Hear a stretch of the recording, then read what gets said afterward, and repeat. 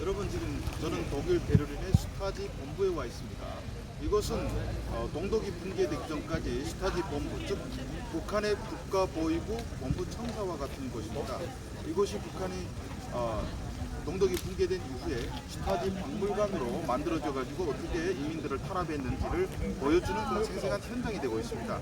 슈타지 박물관은 과거 1980년대 그런 자료들이 많은데 슈타지가 전성기일 때는 모두 9만 명의 슈타지 요원들이 활동하고 있고, 그리고 비공개 요원들까지 하게 되면 상당히 많은 숫자, 또 누적으로 1950년대부터 쭉 따지게 되면 약 100만 명이 슈타지에 종사했다. 그래서 동독 사람들은 우리가 인구 대비, 그때 동독 붕괴 당시 인구가 1650만 명이었는데 인구 대비 가장 많은 감시원들을 보유하고 있다, 이런 얘기를 하고 있는데, 사실은 제가 봤을 땐 북한 보유가 그보다는 더 많은 것 같습니다. 어쨌든 제가 오늘 슈타지 박물관을 방문해 가지고 여러분들한테 슈타지 박물관에서 제가 느낀 점과 그리고 우리가 얻어야 되는 그런 교훈에 대해서 한번 말씀드리도록 하겠습니다.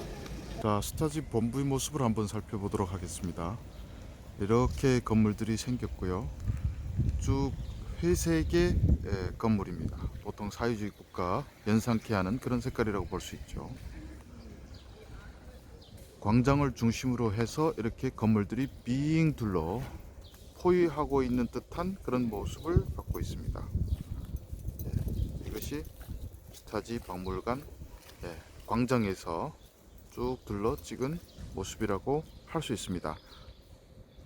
자, 저는 그 중에서도 슈타지 점거 당시를 담은 사진 자료 앞에서 설명을 좀 더 하도록 하겠습니다. 자, 이것이 동독이 붕괴된 이후에 시민들이 슈타지 정문 밖에서 문을 열 것을 요구하는 사진 자료입니다. 안쪽에는 슈타지 요원들이 나와서 주민들을 해산시키려고 노력하고 만일의 사태에 대비하고 있습니다. 자, 밑에 보면 확성기를 통해서 해산을 촉구하는 그런 장면이라고 볼 수 있습니다. 옆에 그림은 슈타지 그 지방 본부들이 어떻게 존재해 있었는지를 보여주는 자료들이고요. 그리고 이렇게 시민들이 들어가서 슈타지와 협상을 하는 그런 모습도 있습니다. 자, 이 사진은 뭐냐? 이 사진이 중요한데 1989년 12월 4일에 동독의 사회주의 통일당이 전부 일단은 해산합니다. 그런데 이따 슈타지 본부 이 지붕 꼭대기에서 연기가 보이죠. 연기가 나오니까 시민들이 달려 나와 가지고 슈타지 본부를 포위합니다. 이렇게 인간띠를 만들어서 이들은 눈치를 챈 거죠. 슈타지 본부에서 중요한 문서들을 소각하고 있다. 그래서 이렇게 나와서 인간띠를 형성하고 있고, 그리고 이 밑에 사진은 지방의 슈타지 본부가 시민들에 의해서 점거된 모습입니다. 여러분 보시면 이 총기류들이 그대로 시민들이 수중에 넘어가는 것을 확인할 수 있습니다. 그래서 슈타지 본부가 문서를 태운다, 이런 모습에 주민들이 뛰어나온 것이 1989년 12월 4일부터인데 동독의 슈타지 본부는 상당히 견고해가지고 이듬해 1월까지 시민들이 점거하지 못했습니다. 그러다가 1990년 1월 마침내 주민들이 슈타지 본부를 점거하고 그리고 서류를 막 뿌리면서 환호하는 모습을 담았습니다. 이것이 1월 15일 일어났던 그런 장면들을 담았다고 볼 수 있습니다. 이 보시면 알겠지만 1990년 1월 15일자 점거 날짜를 누군가 기록해 가지고 기념으로 남겼던 것으로 보입니다. 그래서 이렇게 서류들 180km에 달하는 장대한 방대한 서류를 압수했고요. 그리고 이 사람은 슈타지 박물관에 걸려있던 초상화를 들고 나와서 아마 떼버리기 위해서 들고 나오는 모습입니다.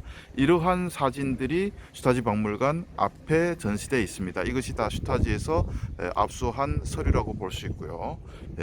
이런 통일 당시의 모습들이 생생하게 사진 자료들과 함께 전시되어 있습니다.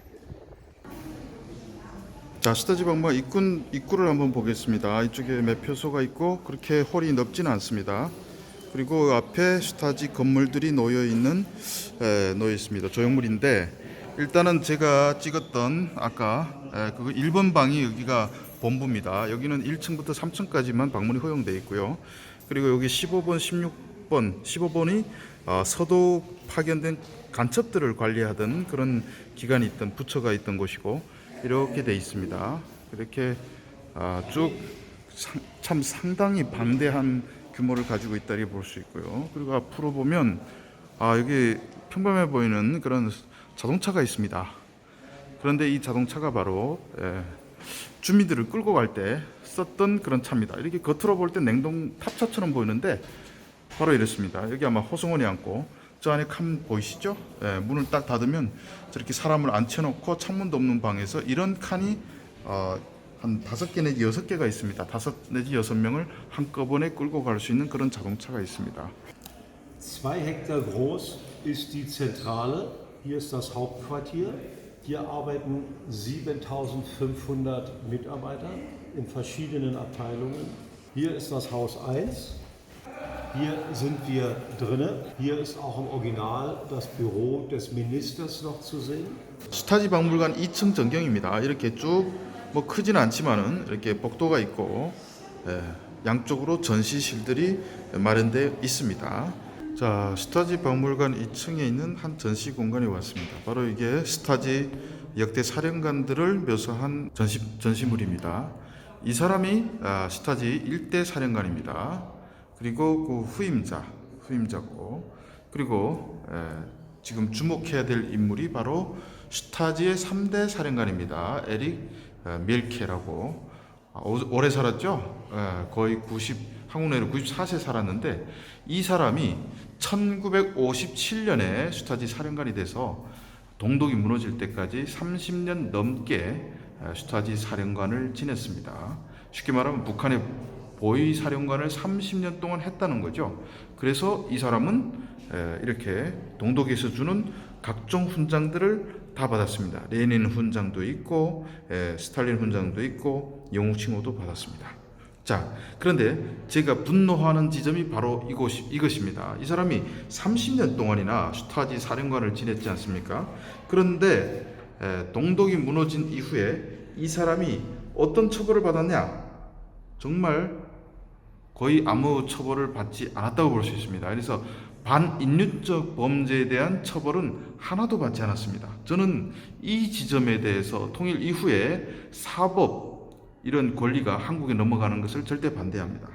동독 붕괴된 이후에 서독은 통합만을 외치면서 자신들의 법을 가지고 동독의 고위 인물들에 대해서 재판을 진행했습니다. 그러다 보니까 진짜 주민 탄압에 엄격한 그런 처벌을 받아야 되는 그런 사람들이 다 살아남아가지고 그래서 살아있습니다. 그래서 이 사람은 뭐 납치, 강금, 폭행 아무 죄도 걸리지 않아가지고 결국은 여기 보시면 1931년에 공산당원으로서 베를린에서 3인당 사람을 2명을 총으로 이렇게 쏴 죽인 그런 이력이 있습니다.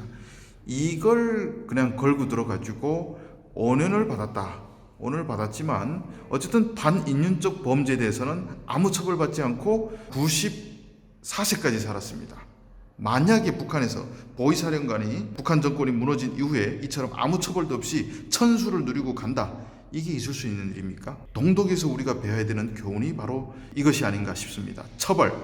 절대 외부에다 맡기면 안 된다. 북한 주민들의 손으로 처벌을 해야 된다.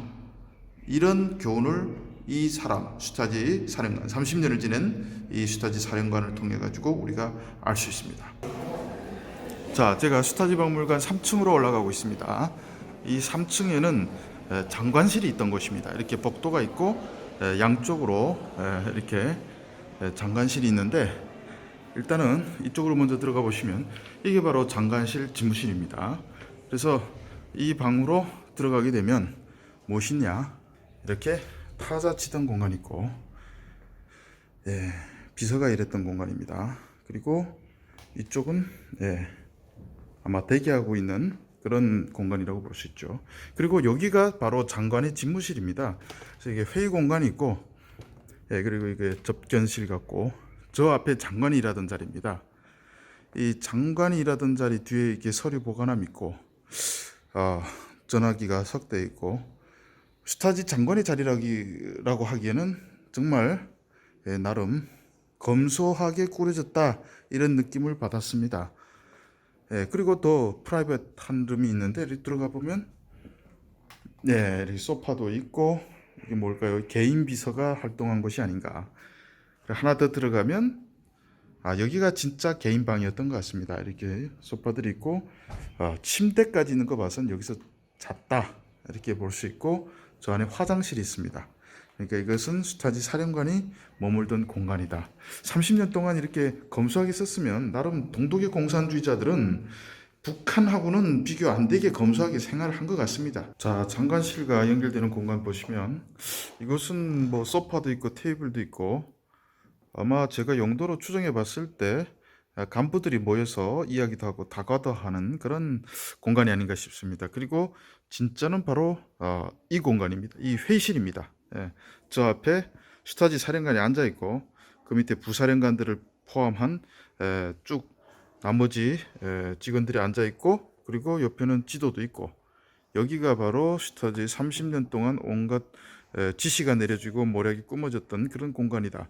그렇지만 여기 역시도 이 의자도 보시면 아주 검소하게 돼 있습니다. 나무 바닥에. 그래서 슈타지는 주민 통제는 했지만은 나름대로 뭐 통제를 담당하는 기관 돼서 그런지 자신들이 화려하지 않게 그렇게 살았다 이런 것들은 우리가 알 수 있을 것 같습니다.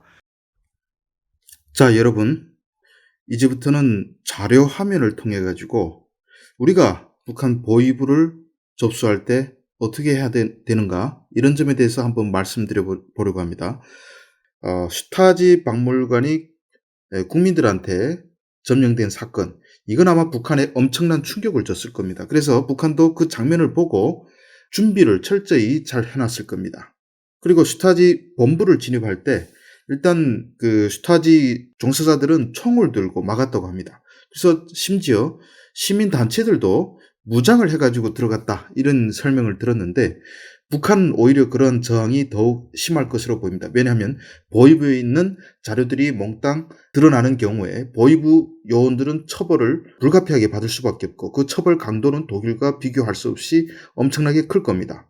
그렇기 때문에 반발이 크기 때문에 역시 북한에서도 총을 들고 그렇게 진입하는 그런 최악의 사태가 발생할 수 있습니다. 빨리 그 보위부 그 청사를 점령하는 것이 무엇보다 중요하다 이렇게 보는데 문제는 북한 사람들은 점령해가지고 막아야 되겠구나 이런 개념이 없습니다. 그래서 북한이 만약에 붕괴되는 시점이라면 남쪽에서 라디오, 삐라 이런 걸 가지고 북한에 때려 넣어야 됩니다. 자, 저 문서를 보관해야 우리가 통일 이후에 반인륜적 범죄에 가담한 자들을 처벌할 수 있다. 그 서류를 지켜라. 이렇게 라디오 삐라를 계속 보내는 것이 아주 중요하다. 그리고 일단 서류를 빼앗은 다음에 그 처벌을 어떻게 할 것이냐 이것도 중요한 문제인데 북한의 보위부 요원들은 아무래도 북중 국경이 아주 기니까 처벌을 피해가지고 이 책임 있는 자들이 달아날 가능성이 상당히 큽니다. 그래서 서류와 동시에 책임 있는 자들을 잡아서 빨리 수감시켜야 됩니다. 뭐 정치범 수용소에 넣어도 됩니다. 그리고 이렇게 수감시킨 가운데 재판을 벌여야 된다. 이것을 우리가 알 수 있고요. 또 다른 우리가 얻을 수 있는 교훈은 북한의 보위부 요원들에 대한 처벌에 한국이 개입하지 말아야 됩니다. 왜냐하면 한국의 법은 너무 물러요. 사형 없죠. 그리고 서독에서 봤듯이 정치적 이유로 보위부 요원들에 대한 처벌을 하지 않을 수가 있습니다. 그 당시에 어떤 정부가 들어서느냐. 아시다시피 뭐 박근혜 정부 같은 성향일 수도 있고 문재인 정부 같은 성향일 수도 있는데 이런 어떤 정부가 들어섰는가에 따라서 무슨 통일과 단합과 뭐 이런 걸 얘기하면서 이것을 어떻게 하나 묻어두려고 하는 경향이 있을 수 있습니다. 서독도요. 원래 슈타지 문서를 연방정부 문서국으로 이관하려고 했습니다. 그래서 덮으려고 했는데 동독 사람들이 강하게 반대했고 결국은 동독 사람들은 91년 12월에 슈타지 관리법이라는 것을 내놔가지고 이 서류들을 몽땅 오픈하는데 상당히 역할을 했습니다. 그래서 북한에서는 그 보위부 시절 자행된 반인륜적 범죄를 처벌함에 있어서 반드시 북한 주민들이 자료도 확보하고 그리고 전범들도 확보하고 그리고 한국에서 개입해가지고 이렇게 쉽게 처벌을 하려는 것을 막아야 됩니다. 북한의 과거사 청사는 북한 주민들이 됐다고 할 때야 비로소 완성되는 것입니다. 우리가 해방 후에 일제 경찰에 복무했던 자들에 대한 처벌을 하지 못해가지고 지금 70년 동안 얼마나 지금 갈등의 원인이 되고 있습니까? 북한은 이런 갈등의 원인을 만들지 말아야 됩니다. 처벌할 자들은 철저히 처벌해야 됩니다. 물론 이런 처벌이 무분별한 살육으로 이어지지 않기 위해서는 한국을 포함해서 국제사회가 통제할 필요성은 있지만은 반드시 명심해야 될 것은 북한의 과거사 청사는 북한 주민들이 됐다고 할 때 끝난다. 이런 원칙은 반드시 지켜야 된다. 그래서 북한의 자치정부는 이 처벌 수위부터 시작해가지고 어떻게 처벌해야 되는가 이것을 주도적으로 나서서 하고 국제사회는 이를 도와주는 형태가 돼야 된다. 이런 점을 제가 말씀드리면서 오늘 방송은 여기서 마무리하려고 합니다. 감사합니다.